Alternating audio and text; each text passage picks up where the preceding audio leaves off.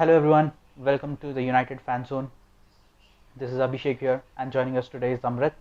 We are going to do the review of Manchester United versus Bournemouth match. What a match it was! What a day for the Reds. I haven't felt much happier than the moment we won that match. It was a relief because we are still in the top four race, and it's just not the win. The last few games, in the last 16 games, it's not just the win that has impressed me the most. It's the performances, the brilliant team performances, the way our attackers have improved, the way our team looks a lot better than we were before Bruno Fernandes, and everything's looking good for Manchester United. The future looks promising, and there's a lot of things to talk about today. So, Amrit, how do you feel about it? Incredible match, isn't it? Well, I can't remember when we scored 5 goals in Old Trafford last time because it's been such a long time, and I have to say I was very pleased. Initial few hiccups in the first half, and when there was the offside goal, which probably seemed like a goal for them, but then it was eventually flagged offside. But then I was a bit scared. But then the team had proven me wrong basically, and it was such a complete performance. The team, they never lacked the belief. Bruno Fernandes, I think he's put such a good spark in the team. They believe in themselves, even though they went, down 1 goal very, very initially in the match itself. But we never had, those moments when we thought, okay, we are not up to it. We were there. We knew we could score goals. There will be chances, and then even though Bournemouth were pressing very high initially, we were up there. We believed in ourselves. Even all of the players, Matic and uh, Pogba, Fernandes, they were all so good up there. So I would say complete performance except these mistakes that have happened.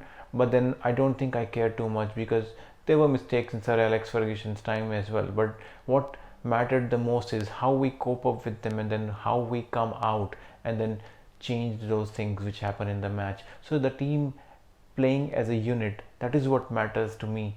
So it was a good performance overall. I don't really care much about the mistakes, but then it was a very good side to watch. We might have had 7 or 8 goals. Wow, it was such a good match. Exactly. Happy day for the Reds. My goodness. Where do we start with? We started the game not so good, I would say, with the performance that we have seen again. With the performance that we have seen against Sheffield United and Brighton, we were a little shaky when we started.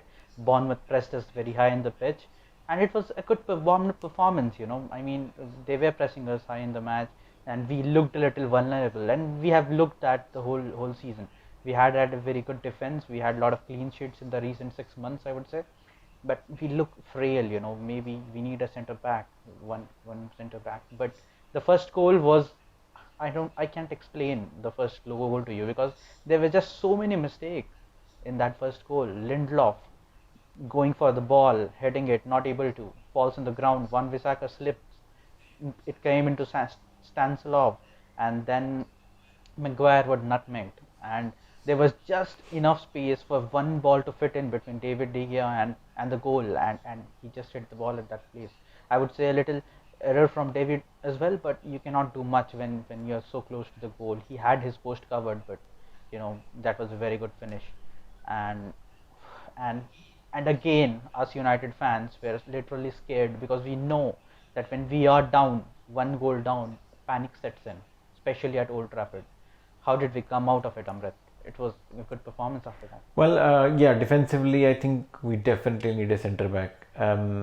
Maguire getting nutmegged is not a big deal for me because any player can get nutmegged. Yeah, Considering the margins there, it was one of those goals when everything went fine for the scorer, and then defense-wise, obviously we could have done much better. But then the ball just went anywhere at that moment, and I don't think the team had split second to think about it. So I am willing to forgive them because that is one of the goals that can go in once in a while. That's not a big deal. What matters is how yeah, we coped up from that, how we came out, because we were from the start of the first from the first minute we were always looking to create chances. We were always looking to score. We had very good chances even before they scored the goal. So it didn't change us at all. This is the thing that I really admire in this new United team, because Initially when we used to see Mourinho team or the team, not just Mourinho team, even Ole's team just after the initial patch, when we get a goal, when the opponent score a goal against us, we used to just switch off. We used to change our mentality, and then we used to think we are not up to the Exactly. task. But then in this particular team, especially yesterday, considering we've not conceded many goals quite recently, we conceded probably 3 or 4 goals in past 15 games, but then yesterday we get two. So this team, which hasn't seen many goals in recent past, when we got that first goal, the opponent scored the first goal, we really never changed. We were just the same. We believed in ourselves. We knew that we will score, and then you still could understand that we were up there. We were gonna score more goals, and nothing better than that. The team was always as a one unit, and that's what pleased me a most. The team being there up for the task. Yes, exactly. I mean, goals like that can happen any day. You can always let a goal in. There can be a brilliant goal. There can be some goals where you cannot do anything and everything goes the scorer way, just as it did yesterday. And the second goal which they scored was again that justifies Eric by the best. On his day he can be as erratic as he can be, just what we saw yesterday, and he can be as good as he can be. And that's the problem with Eric Bai. I had a lot of confidence when he came in that he would do well. And the first or the second touch of the ball in the game, and he concedes a penalty. A lot of people will argue whether it was penalty or not, but the way Eric dealt with it was No, not proper. He gave referee I the don't think I don't think chance Abhishek. to I don't think I will give him too much criticism for that. It was a bad pass from Matic, and yes, he's been out of the game. He's been injured, so I don't think I want to give him too much criticism for that, because yes, he's rash at times, but in that particular moment, being out for such a long time, he hasn't played much. Yes, he did get a few minutes yeah. recently, but then I think with time, with more matches, more minutes under his belt, he will get better. That is just one of those things which happened yesterday. That's absolutely fine for me. Yeah, exactly. I'm not too fussed about that as well, but that was an individual mistake again costing us.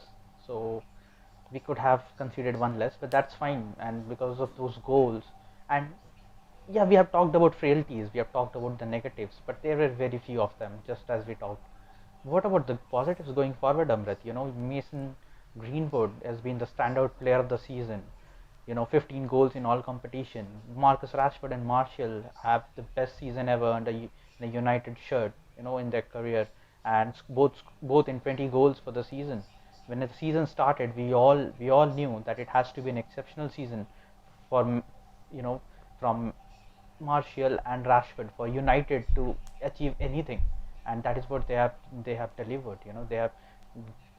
There was a fate from the manager to give Martial and Rashford the main man job, and they both have done it. So how happy are you with this, Amrit? I think Ole has proven many of the critics wrong when everyone in the season was saying, look, it was a big mistake to sell Lukaku and Sanchez, going out on loan.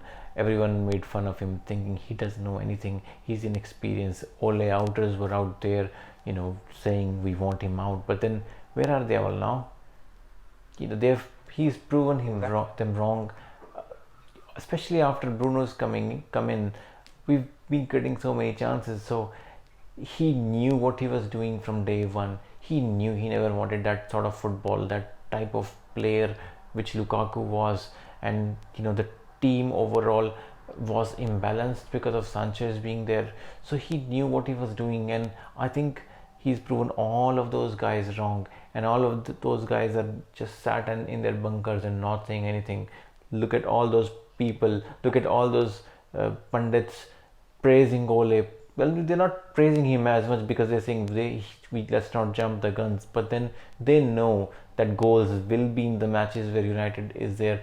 We had problems with the lower half teams, we're not having those problems anymore, and that's because we are playing as a unit, and we've got these front men who are scoring goals for fun, helping each other.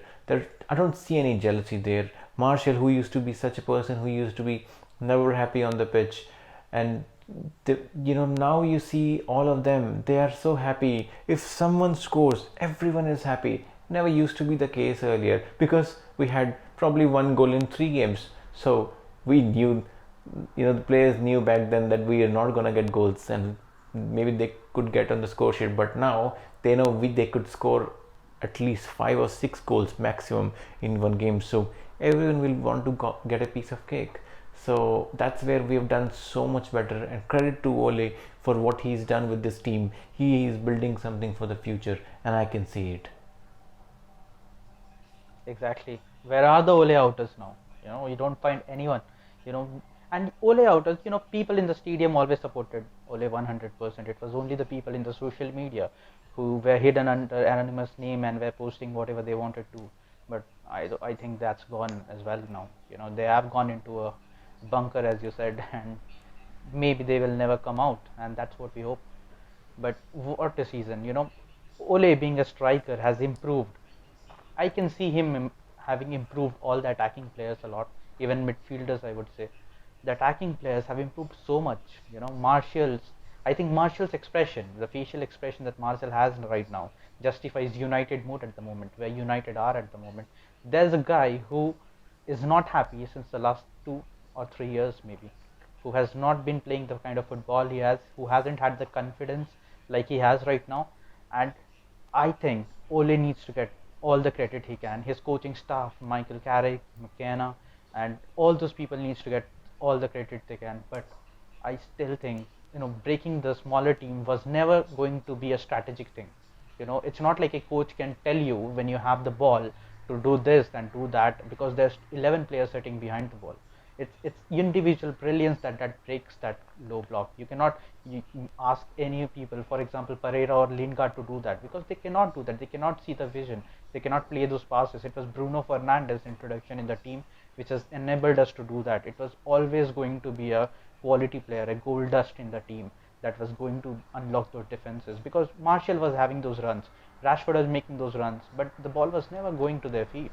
And that's why they stopped making those runs, because they know Pereira or Fred or McTominay or these people cannot just you know get the ball in their feet, and which will allow them to break that deadlock. And I think most of the credit in here in breaking the smaller team needs to go to Bruno Fernandes, who has been exemplary. He has been brilliant since the time he has come. 13 matches, 6 goals, 7 goals, 6 assists. You can't ask for much, right, Amrit? He has done everything he can. Yeah, I think we've been praising him quite a lot recently, and I think he deserves the credit as well. Um, I don't know if someone who can win the player of the season in 6 months, well, half of the season, I think that it's that guy. He is capable of doing that. It has to be Bruno. It has to be Well, Bruno for the player well, of the we'll season. we'll see. Well, a player of the season from Manchester United only, or the Premier League player of the season, because obviously that is pretty tough. That's But then he's had a massive impact in United, and I'm sure everyone out there can see the massive difference he's made to the team. But then I'm still concerned, if we lose him for some reason, maybe because of an injury or something, are we going to see that same United back, which was so painful to watch? I'm just concerned a bit. So obviously we're gonna talk about the transfers some other time, but then we have to bring someone in who can be there, Yeah, who can be exactly. there when Bruno is out. Maybe, I hope it doesn't happen, but then if it does, then we have to be prepared. Yes, exactly. If you're talking about Premier League, contesting for the Premier League and the Champions League, you just cannot depend on your starting 11. What if leave for example Bruno Fernandes? What if Rashford gets injured? What happens then? What if Martial gets injured? Odion Igalo is no Martial, that's for sure. We love him. We'll always love him because he is one of us. But he is no Martial. What happens then? What happens if Pogba is not there? So I mean, I understand that, and we need a lot of squad depth, and that is why we are not near Liverpool or Manchester City. We need, according to me, 3 players, 3 first team players, not just players who will sit on the bench for you.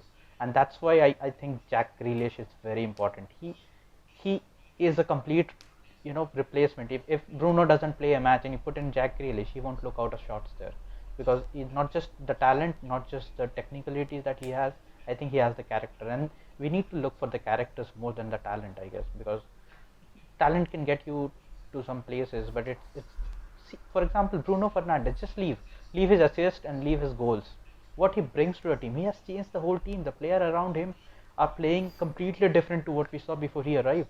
So it's not just him who has produced the goals or the assist for the United. It's also the player around him who's seeing him do the things that he has, and that's quite exemplary, and that is what a character brings to a team.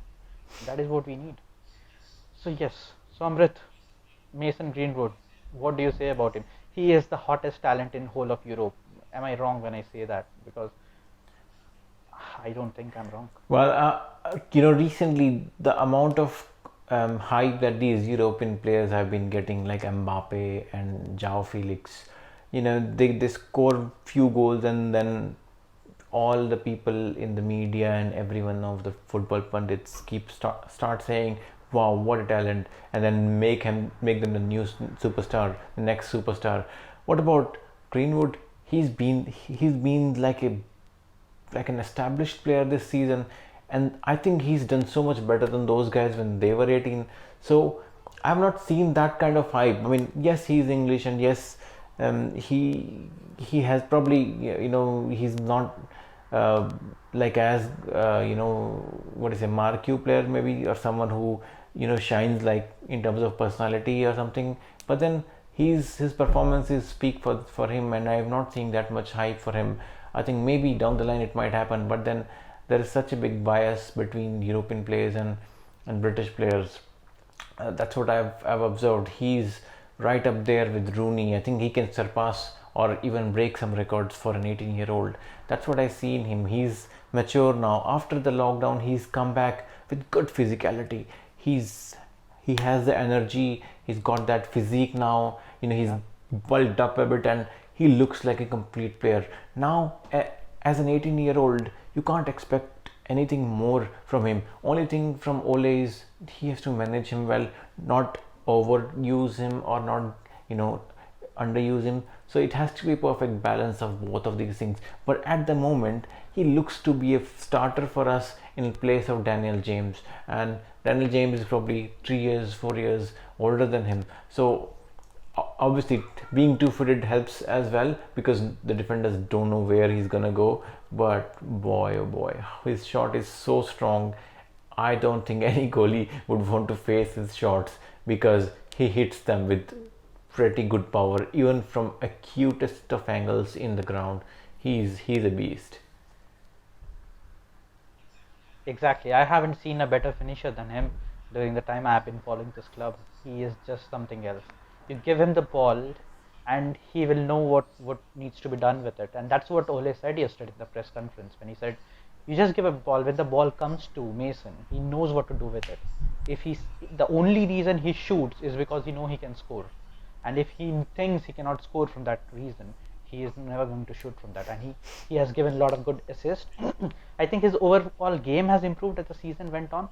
And one thing I would like to highlight the most is Mason Greenwood has been the most what do you say? How do you say that? He is the best. He had been managed the best way possible of any young player that I have seen in the recent time.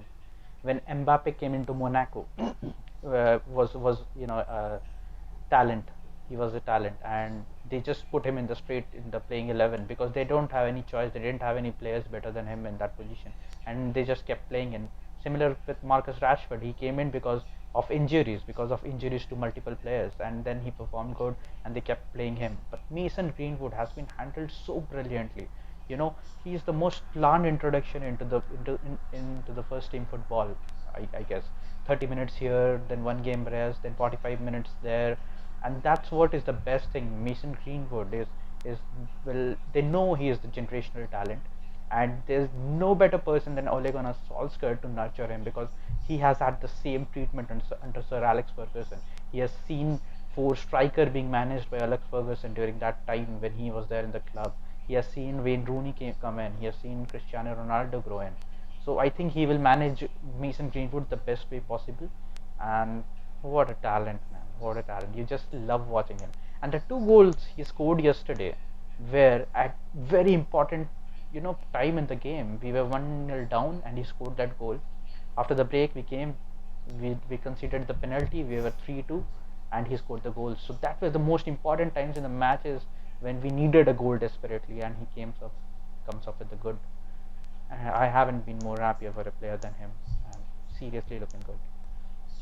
So Amrit, what more? I mean, our team looks good.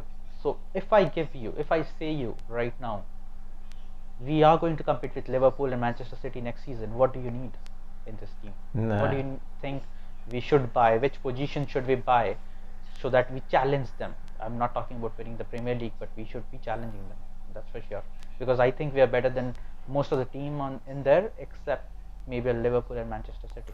Well, So what more addition do you see? well, I think I need to see three more additions: a centre back, a midfielder, and probably a right winger.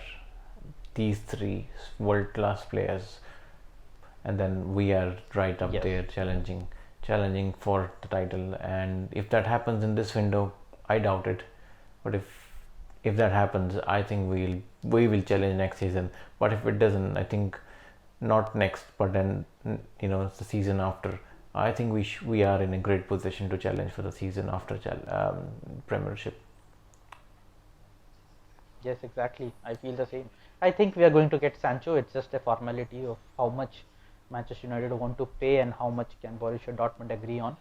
So that's a formality for me, I guess. So if that happens, we are going to have one of the best front three. And Amrit, don't forget, our front three, Marcus Rashford, Anthony Martial, and Mason Greenwood, have scored more goals than the front three of Liverpool. We are on 55, they are on 52. What do you say about this? This is hilarious. We never considered this can be a possibility even. Well, I think that's what happens as soon as they brought in Van Dijk and Alisson. There was nothing to do with their front three, was it? But the whole team changed. Similarly, we've got Bruno, and then everything looks so different. We knew these boys have talents. We knew they could do things that they are doing now, but we were just not sure what was happening back then. Now we know that the missing piece of the puzzle was Bruno, and probably Pogba playing together with him. I think he's been also phenomenal. He's making those runs. Yes. He's making those tackles. He's doing the hard work which is needed. Obviously, his work rate is not, I wouldn't say 100%, but then he's not that player with that 100% rate. That's where Matic or McTominay's come in. So he's been there putting in the shift, and he looks so much happy. So Bruno and Pogba being there with Matic, supporting them, that's the deadliest combination I have seen United in the recent past. So we knew this could happen, but this is what one man, when one change can bring in. And I can tell you for sure, Liverpool front three, yes, they had phenomenal seasons. Not well, I won't say Firmino is one more of the scorers. He does score a few goals here and there, but he's more of someone who likes to get in the players or bring them into the game.